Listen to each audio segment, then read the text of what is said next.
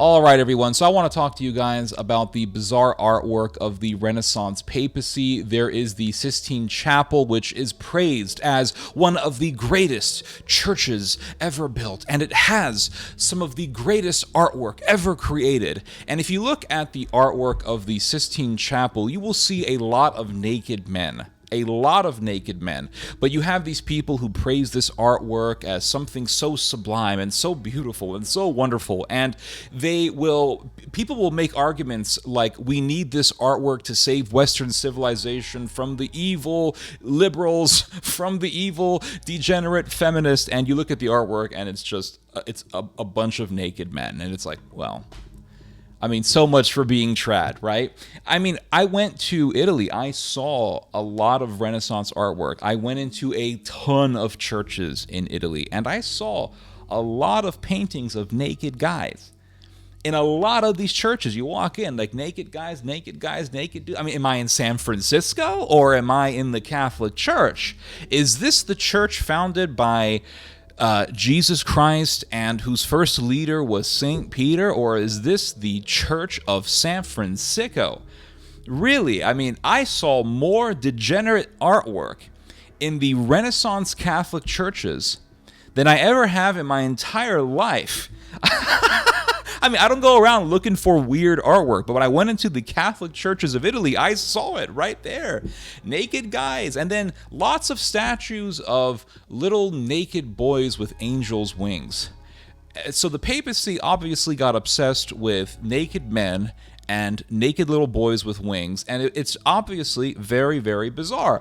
And you will sit there and say, well, Ted, you're not really understanding this, right? You're not understanding that this is wonderful aesthetics and it's beautiful artwork, and we need this artwork to save Western civilization, to save the soul of Western civilization. Well, if we go back to those days that these people idealize as some sort of golden age, they were people who were not oblivious to the bizarre nature of this artwork. They were people who understood that Michelangelo's artwork was weird. It was freaking weird. For example, there was a guy by the name of Biagio da Cesena.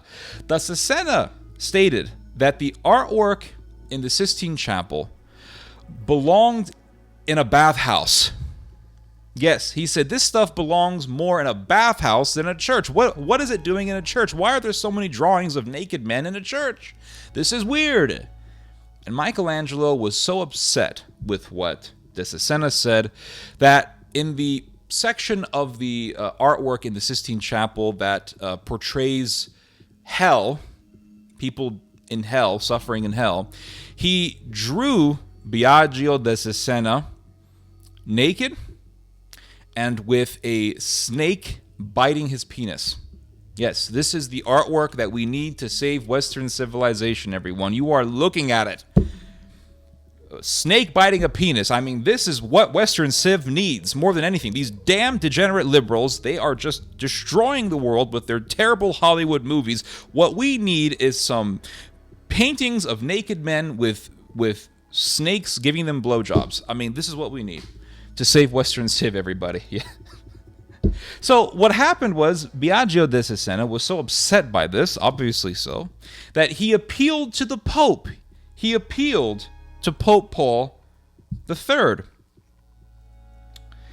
Because it was Pope Paul III who commissioned Michelangelo to do this artwork.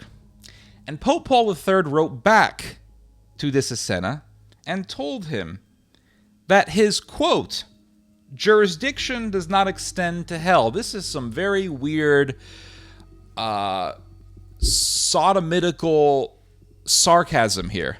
Like, hey, Holy Father, this guy just drew me naked with a snake biting my private parts.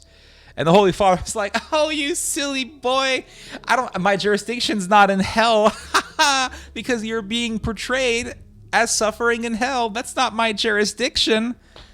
This is some very weird, sick, sadistic sarcasm that comes straight out of a gay bar. I mean, it's very, very weird stuff. Very weird stuff. So There was another guy, it wasn't just da Cesena who understood that this artwork was weird. There was another guy from that time period. His name was Pietro Aretino. Pietro Aretino was a poet at that time. And he said to Michelangelo, he wrote a letter to Michelangelo, and he said, quote, "Your art would be at home in some voluptuous bathhouse, certainly not in the highest chapel of the world." So there were people who understood that there was something wrong with this artwork, which was commissioned not by some weirdo in somewhere in Italy somewhere, but by the Pope himself, the guy that Catholics say is a successor of St. Peter himself. You know, I find it very difficult to believe that a Palestinian fisherman started all of this insanity. I see all this insanity in the Vatican, the bizarre, degenerate artwork, little naked boys with angels' wings, paintings of naked men on the ceiling of a church. I went into one church, I remember, in Italy, and they had, on the borders of the ceiling, they had just men all over the borders of the ceiling, and their private parts were bulging out of their pants. And it's like, well, this is in a church? This is so bizarre. And then in a room of the church, they had a painting of Dante Alighieri, so the guy who wrote about, pagan gods, and he synchronized paganism, Greco-Roman paganism with Christianity. So once I saw that, I said to myself, okay, this is the reason why, right? The church is so damn weird. But you see all this weirdness, just bizarre stuff. And then on top of it all, on top of all this weird artwork, you have something that's far, far worse, although I think that it connects with it. You have just so many decades of the papacy protecting pedophiles, protecting priests who molest children who are members of the congregation of the church that they tell them to go to, and they tell them you should go to church. If you don't, you're going to go to hell. And the kids go to church and they end up getting molested. So they go to church with this fear of hellfire, and then they end up living in psychological hell because of the torment that the priest puts them through. So it's just horrific. It's absolutely horrific. And you see all this bizarreness, all this weirdness. Pope Alexander VI having a painting of the goddess Isis in his papal apartment. I mean, very bizarre stuff. Or, for example, Pope Alexander VI having Egyptian paganism portrayed in artwork in his Hall of the Saints, which you can still see in the Vatican, in which the Pope is portrayed as this Egyptian bull god. So you have this Pope deifying himself as an Egyptian god. I mean, you see so much bizarreness. Looking at all this insanity, looking at all this weirdness, all this bizarre stuff, all this bizarreness, I find it very difficult to believe that a Palestinian fisherman named Kifa, that was his name, Kifa, started all of this. And I definitely don't believe that he wanted any of this stuff. All this weirdness, all this bizarreness. But anyway, people knew that this stuff was weird. And in fact, later popes recognized that there was something wrong with this artwork, and so they had the private parts depicted in some of the artwork in the Sistine Chapel covered up, because they knew that it was just too damn much. Well, that was eventually done away with, and the private parts of the naked men in the Sistine Chapel were uncovered. Who uncovered them? Who did the uncovering? You know who it was? It was the most famous pope in the history of Catholicism. Not St. Peter. No. Not the Palestinian fishermen who they lay claim to, who they tried to hijack. It was Pope John Paul II. By far the most revered, practically worshipped pope in the history of popes. John Paul II, he said that, well, there is this theology of the body. Catholics love talking about this theology of the body. They're obsessed with it. John Paul II wrote this book called The Theology of the Body. And, watch EWTN or tune in to your local Catholic radio station. And more than likely, they're going to quote the theology of the body at least once during the whole daily broadcast. The theology of the body, the theology of the body, the theology of the body. Well, John Paul II, he wrote this book called The Theology of the Body, and it talks about, it basically talks about the spiritual significance of the human body, right? And at face value, I mean, there's nothing wrong with that. There's nothing wrong with talking about that because, well, we are made in God's image. So there's something very special about the human body that puts it above the bodies of other creatures. But in this theology of the body, John Paul II believed in this idealization of the male body. And within this paradigm, he had high esteem for Greco-Roman sculptures that showed naked men. And in the Greco-Roman world, there was this fixation on naked men. There was this reverence for the male body, and that's why you always see these statues of naked men, and they're very muscular and all that stuff. Well, this was rooted in the homosexuality that was very common in Greco-Roman culture. And the Catholic world brought that back. The Catholic world absorbed it. It absorbed it, and this is seen in Pope Paul III's commissioning of Michelangelo to paint male nude men in the Sistine Chapel.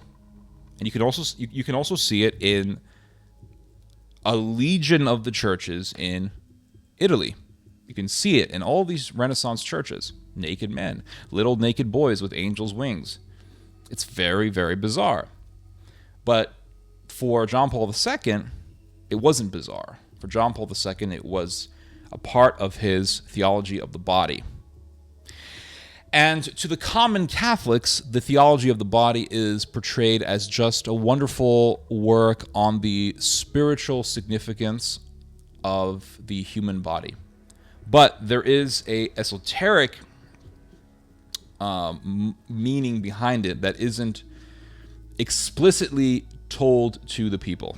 So, for example, believe it or not, I think there really is an esoteric world in the Catholic Church, in the Roman Catholic Church. So, for example, let me just explain what I mean by this. So, to the common Catholics, they see the common Catholics as just sheeple, who they can lie to and use. And that's not true. That's not how they see us. Well, if they didn't see you that way, then why the hell were they covering up for pedophiles for so many decades? Because they see you as just dumb sheeple whose children they can molest and get away with. And the only reason why they do any protocols against this sort of predator behavior is because the media exposed the Vatican. That's the reason why. It's bad publicity. So please stop being so oblivious. They see the average Catholic as just sheeple who they can take advantage of. And so they portray, they give the regular common Catholic teaching to the regular folks and all that. But I think that there is an inner circle where there is an esoteric teaching that is done. And that esoteric teaching is known amongst a certain circle of Catholic intellectuals and intelligentsia and Catholic officials, cardinals, mother superiors of monasteries, etc., etc. So if you look at the theology of the body is just portrayed as just this wonderful work of Catholic theology on the human body.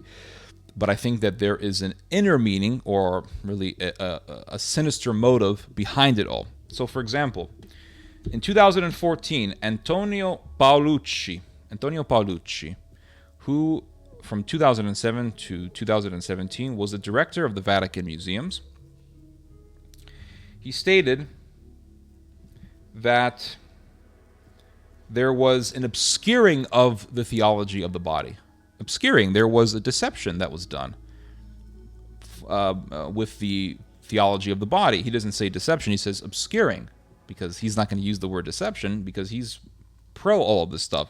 But Antonio Paolucci stated this in an interview in 2014. His quote is, "The process of obscuring the theology of the body," unquote, and the author, Matthew Hoffman, whose book I'm reading, goes on to say, "came to end with the pontificate of Pope St. John Paul II and his successors." So this is an extensive quote from Antonio Paolucci on the theology of the body and how it connects to the nudist artwork, the male nudist artwork in the Sistine Chapel. He said, quote, "And there is Michelangelo in the Sistine Chapel. They are the ignudi." Ignudi means nudes. The ignudi, the 20 male nudes of the ceiling, the most beautiful positions which they variously take on, seated and torrescent in their movements, as Giorgio Vasari wrote, and who, in the physical magnificence of the male bodies, called upon to glorify the papal oak. I mean, look at this language. The physical magnificence of the male bodies, called upon to glorify the papal oak. The papal oak. I mean, it's so creepy. Saw a sort of homage to the golden age of Pope Julius II, those young bodies that attempt to take on the most diverse postures in the anatomies that light and shade modulate from the milky lightness of the lit toes of bronze to the lit toes of bronze. There is all of Michelangelo's passionate love for the supreme beauty of the naked male body. This is not just some guy on the internet talking. This was the director of the Vatican Museums talking. As regards the Last Judgment, this immense gathering of nudes, a true theology of the body. Above all the nudes, all of those breasts, buttocks, and sexual organs exhibited in the chapel of the Pope, the Catholic Church has allowed its artists to narrate the beauty which is the shadow of God on earth. So male nudes, they are the shadow of God on earth. Also by way of the representation of the naked human body. And so this was the director of the Vatican Museums appointed by Pope Benedict himself. And he was in that post from 2007 to 2017, so 10 years. And here he is saying that the theology of the body that Pope John Paul II wrote was truly was a doctrine revering male nudes in the Sistine Chapel. Oh, that's not true. Oh, that's not true. Don't believe me. Okay, don't believe me. Well, let me show you a quote from Pope John Paul II. A quote from the Theology of the Body from Pope John Paul II. This is what he said. In the course of various epochs from antiquity down, and especially in the great period of classical Greek art, they are works of art whose subject is the human body in its nakedness, the contemplation of which allows one to concentrate in some way on the whole truth of the man, on the dignity and beauty, even suprasensual beauty, of his masculinity and femininity.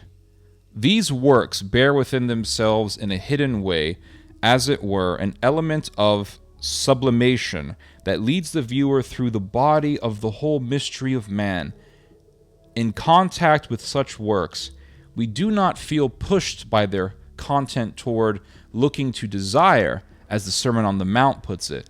In some way, we learn the spousal meaning of the body, which corresponds to and provides the measure of for purity of heart.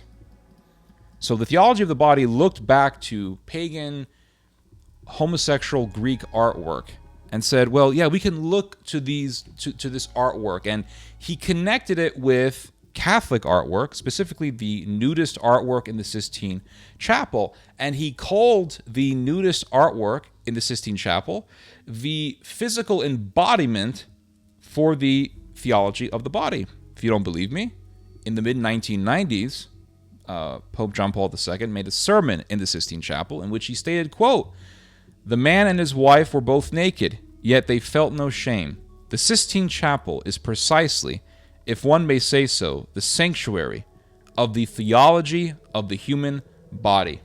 And this was affirmed by the Pontifical Institute of John Paul II, which made a publication entitled "A Body for Glory, Theology of the Body in the Papal Collections." And on page 13 of this publication, published by the Pontifical Institute of John Paul II, it says, quote, "It was John Paul II who described the Sistine Chapel as the sanctuary of the theology of the body." And this was later also affirmed by Pope Benedict XVI. Pope Benedict XVI made an address in the Sistine Chapel in 2009 in which he affirmed that the Sistine Chapel artwork, the male nudist artwork, was a physical representation of Pope John Paul II's theology of the body. So you have this return to Greco-Roman nudist artwork and this praise of how it connects with the nudist artwork in the Sistine Chapel. And this theology of the body, which is so highly esteemed, is physically embodied in male nudist artwork in the Sistine Chapel. And, you're going to say, well, Francis is the bad one, and, Pope John Paul II, he was one of the modernists, but Benedict, he was cool. Benedict was trad. Well, oh, goodness. There's a video that I want to show you guys. Most people haven't seen this video. Back in the, I want to say, early 2010s, Pope Benedict had a performance in front of him while he was sitting in his chair in the Vatican. The performance was a bunch of male strippers stripping for him. And these strippers, these male dancers, they actually are the same dancers who would go to the Barcelona gay circus and perform for a bunch of citizens of Sodom. And here they were doing this stripping performance for Pope Benedict. And Pope Benedict gave them a standing ovation. Play the clip.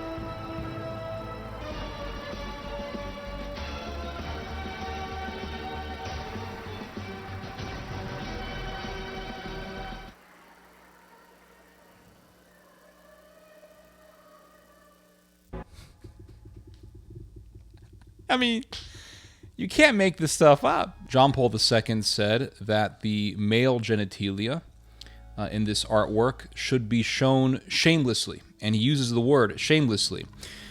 And so they'll argue and say, well, what did the Holy Father mean by this? We have to look at what he actually was trying to say.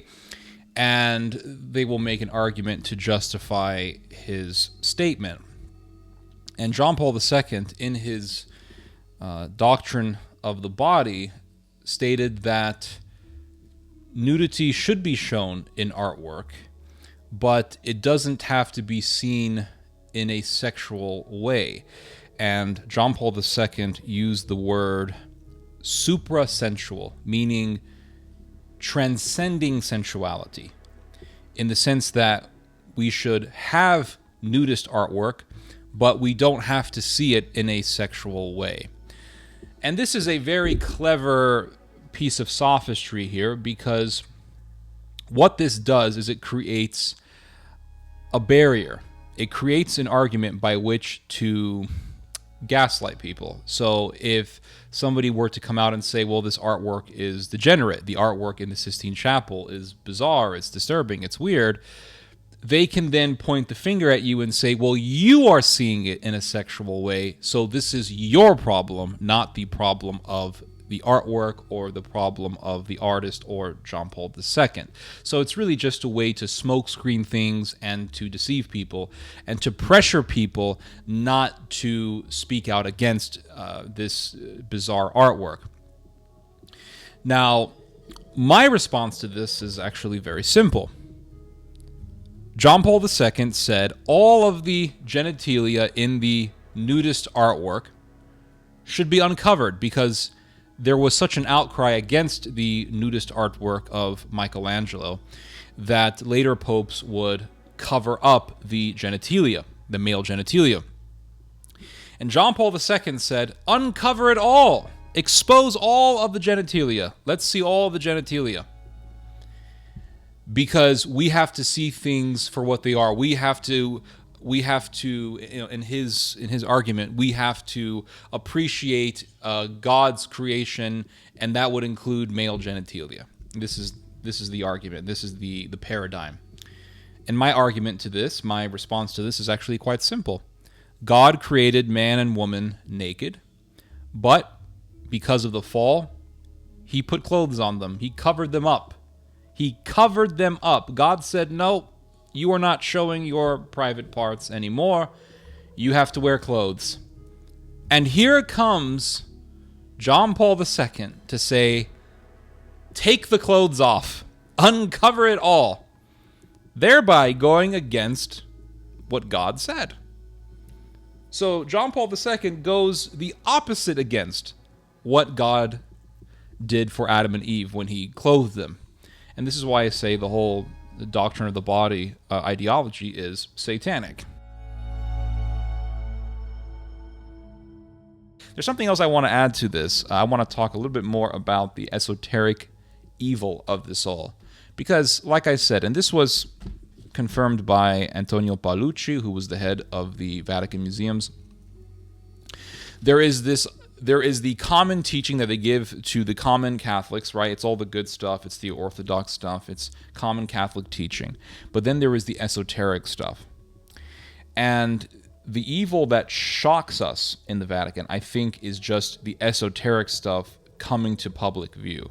And also the stuff that shocked the world, the stuff that the media was exposing, the pedophilia cover-ups that the media was exposing. I think what was being exposed ultimately was an esoteric evil in the Vatican. And by esoteric, I mean a secret evil, because esoteric means secret or discreet. An occultic or esoteric evil that is kept behind the curtains. And one of those evils was pedophilia. And the media exposed it, and people were shocked, like, what's going on? Well, this has been going on for decades. In fact, this has been going on for centuries. You can go back to Savonarola, who was exposing the Vatican, exposing that the Vatican actually had pedophilia. And they later on killed Savonarola.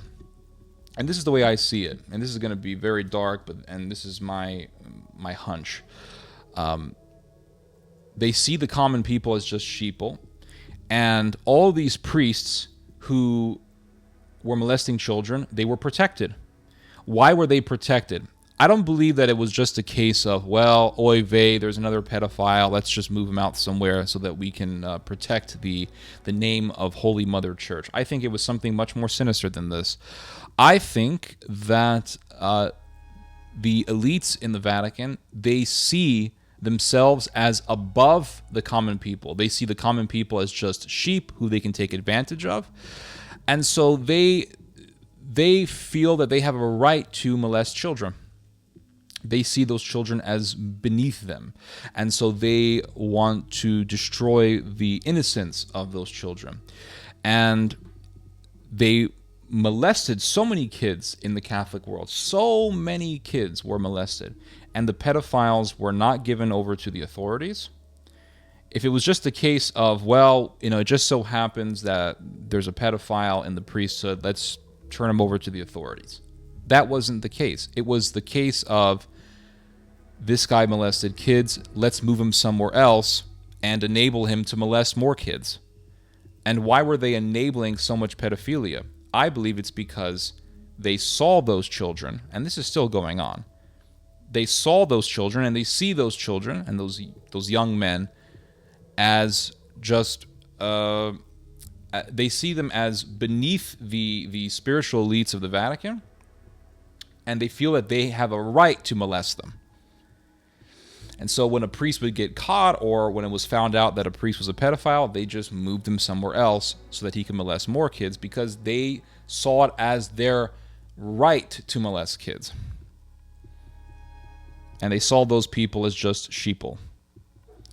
And so there was the common Catholic face, the common Catholic teaching on the priesthood that was for the regular folks, but then there was the serious, sinister evil behind the curtains. And that sinister evil involved not just the paganism that you see in the Renaissance, but homosexuality and pedophilia and pederasty. And that's my hunch about all this. That's my hunch about all this. And that's why, for example, you read stories about priests, doing gay orgies, such as the example that took place in Poland recently. And that's my hunch. It's the homosexuality and the pedophilia and the pederasty in the Catholic priesthood is not a coincidence. It's a part of a demonic ideology. And that demonic ideology has been protected by the Vatican. And that's why, for example, there were so many pedophiles who were protected in the papacy of John Paul II. And they were pedophiles in his own sphere of influence that were protected by the papacy. And a lot of this stuff happened in the papacy of John Paul II. And it just so happened that John Paul II had this theology of the body, and he praised the naked male body, and he praised the nudist artwork of the Sistine Chapel, and he had all of the genitalia, the male genitalia, portrayed in the Sistine Chapel uncovered, because he said we have to now move forward with this doctrine of the body that he came up with. And it just so happened that so much pedophilia was covered up by him. I don't believe that this is a coincidence. I think that it's a demonic doctrine that is in the inner circles of the Vatican. That is my belief. How can you say, well, our church was founded by Jesus and you should follow it, when your church is an institution that for so many decades, for centuries, protected pedophilia? How can you make that argument? It's insane. It's a part of the doctrine. I mean, it's not as if you had these cases of pedophilia done by a few priests and it happened in a few places in the world. No, it happens all over the place where you have Catholic churches. And that's supposed to be a coincidence. How is that it's not a coincidence, everyone. It's systematic. It's systemic, and it's obvious. It's quite obvious to me that it's a part of the system itself, and thus it's part of the ideology. And I just want to give you guys an example as to the esoteric inner circles of the Vatican. I myself met one of these esoteric types from the Vatican. She was a mother superior of a monastery in Italy. Her name is Sister Gloria Riba, and she is into nudist artwork. She wrote an introduction for a book on nudist artwork. This was a book that was done for the legacy of the Italian artist Caravaggio. And in this book, there is nudist art, and there is a man who is... There are photographs of a male model naked being depicted as biblical figures in the nude.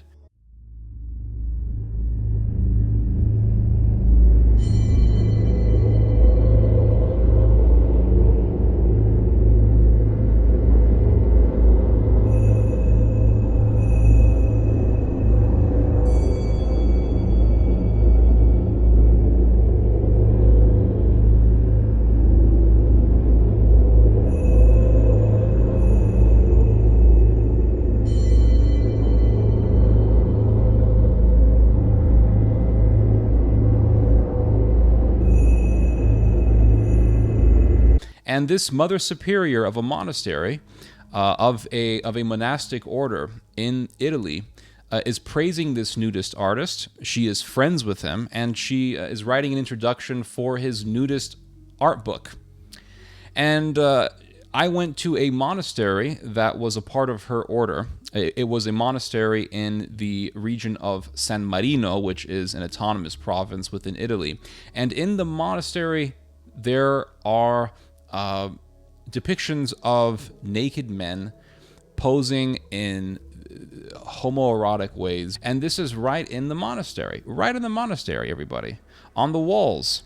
And you would think, well, this is just some rogue nun. This is just some lunatic. But looking at the history of nudist artwork in the Renaissance, looking at Pope John Paul II's praise of nudist artwork, no, what this nun was doing, this was the real teaching.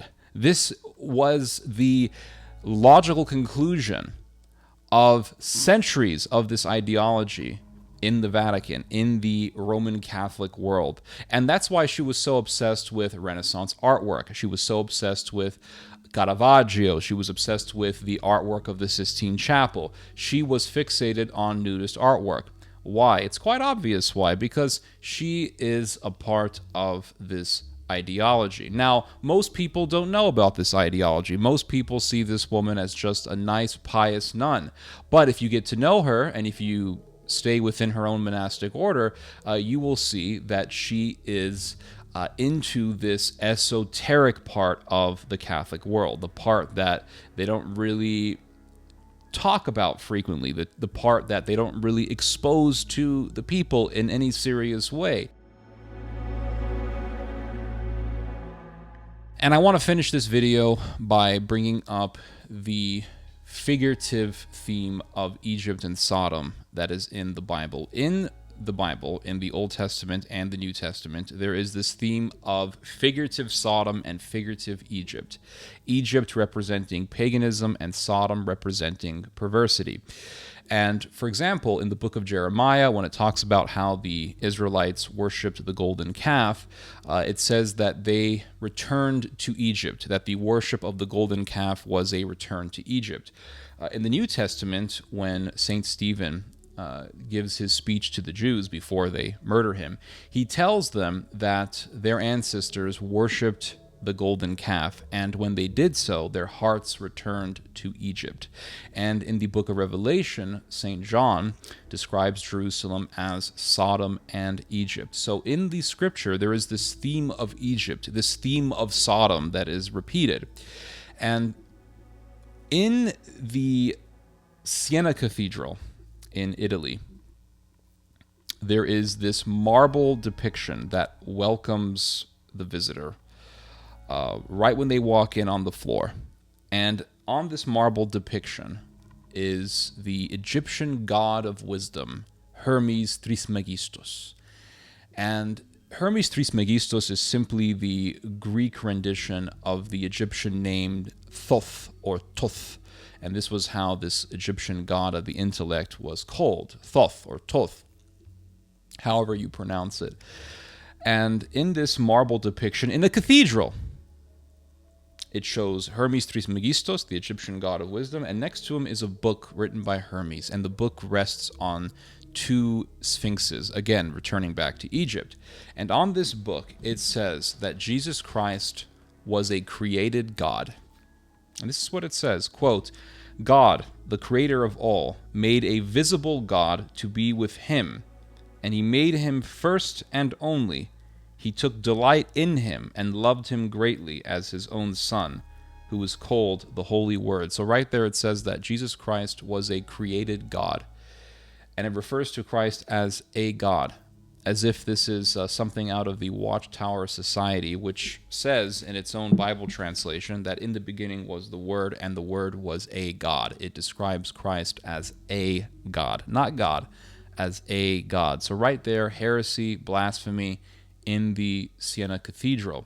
Well, what is the Vatican doing when it advances paganism?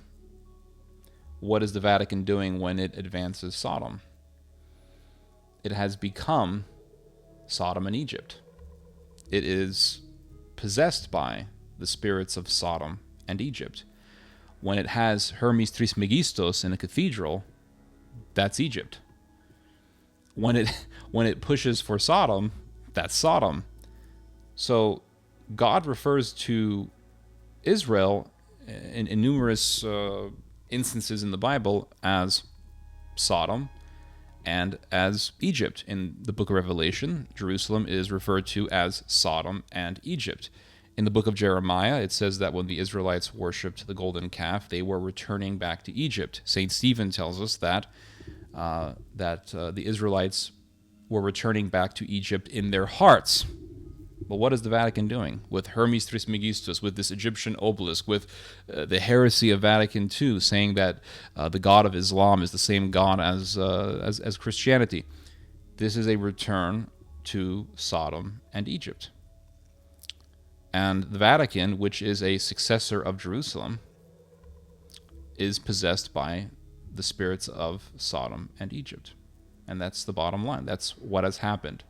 You see Egypt in the Catholicism of the Renaissance, this fixation with Egypt. You see Pope Alexander VI portraying himself as an Egyptian god, as the Egyptian bull god, Apis. How blatant can you get? You can't get any more blatant than that. Because when the Hebrews were worshiping the golden calf, they were worshiping an Egyptian god. Because the ancient Egyptians worshipped the golden calf. They worshipped their pharaoh as a golden calf or as a bull god, the bull god Apis. Pharaoh was a human manifestation of the bull god Apis. And so when the Hebrews were worshiping the golden calf, they were worshiping Apis. This is why the Bible says they were returning back to Egypt. And Pope Alexander VI depicts himself as the Egyptian god, the bull god Apis. He is saying, I am the golden calf. And St. John says Jerusalem, where our Lord was crucified, which is Sodom and Egypt. The Vatican, which is a successor of Jerusalem, has become Sodom and Egypt. And they will give, the common teaching to the common Catholic who they see as sheeple. But behind all of that, there is an esoteric doctrine, an esoteric ideology. And you can see it in the artwork, in the degenerate, twisted, bizarre artwork. You can see it in the doctrine of the body of John Paul II. John Paul II admitting that his doctrine of the body is simply a written form of its embodiment, which to him is the Sistine Chapel. The Nudist artwork of the Sistine Chapel is the physical embodiment of John Paul II's theology of the body. But most people will see the theology of the body as just a nice Catholic work of literature, when the reality is that it is a praise of nudist artwork. It's a praise of nudist artwork. But the Catholic Church, the Vatican, knows that the common people will simply see the doctrine of the body as just a nice piece of Christian literature, and they won't see between the lines. They won't connect the dots. And this is why I say there is the teaching for the common folk, but then there is the esoteric world of the Vatican. And I saw it myself with this nun, Sister Gloria Riba. Right there in her monastery, there was nudist artwork. And she was well connected with the Vatican. She was well connected with people in the Vatican. And here she was, fixated on nudist artwork, fixated on Kabbalism. She even teaches that there is in God a feminine nature, that the Shekinah glory is feminine, that it's a female, it's some kind of a divine female entity. It's all Kabbalism, it's all wizardry, but she's not condemned. I exposed her to the public. I even reported her to the order that she is a part of. They didn't do a damn thing. They didn't do a damn thing. Why? Why? Because what this nun is doing, and what people like her are doing, all the James Martins, what these people are doing is simply in accordance with the esoteric world the esoteric doctrine of the Vatican. It's in accordance with the dark world that is behind the facade that is given to the sheeple. And what's behind the facade is obviously very sinister and very dark. And that's why Father James Martin will get invited to the Synod on synodality, and nothing happens to him. He is praised. He's praised by the Pope. Regardless of what heresy he is teaching, regardless of the fact that he is advancing the ideology of Sodom, that doesn't matter. Why? Because there is a doctrine behind all this. There is an ideology. And that ideology is for the elites. And if you object, nothing will happen. They won't listen to you. Why? Because you're sheeple. I'm sheeple. We're all just sheeple to them. And it doesn't matter what we say. And this is why when pedophile priests were reported, nothing would happen to them. They were just moved over to different areas where they could molest more kids. How could the papacy be so cold? How could the papacy be so callous and cruel and sinister and evil? Because it is. And it's a part of an ideology. This is why I say it's a part of an ideology. It's so systemic, it's so systematic, it's so protected and so perpetuated and preserved that there really is no other conclusion except that it's a part of the system itself, and therefore it is a part of the ideology. It's a part of the paradigm. And the paradigm, well, that's for the inner circle. And if you object, if someone from the outside notices this, and very few people do, but when they do and they notice it and they say something, they are ignored. They are gaslit. They are told to shut up. That's what happened to me. And when I was dealing with this nun in Italy, I wrote an entire report and I gave it to the nuns who were working with her. And they wrote back and said, oh, well, let's just say some prayers. And she is fine. She's a good woman of God. And, basically shut up. We're not going to do anything about it because this is part of the plan. Can't you see that, you dumb sheeple? Anyway, you guys just heard some theology. God bless.